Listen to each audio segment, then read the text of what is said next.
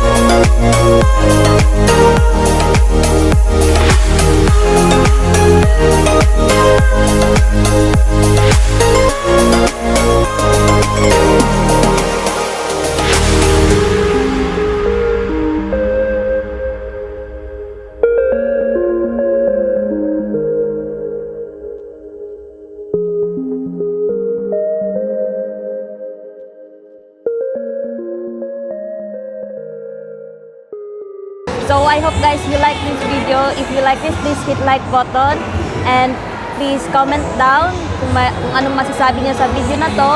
And please don't forget to subscribe to our channel, Glam Arni and Jorilyn Balabat.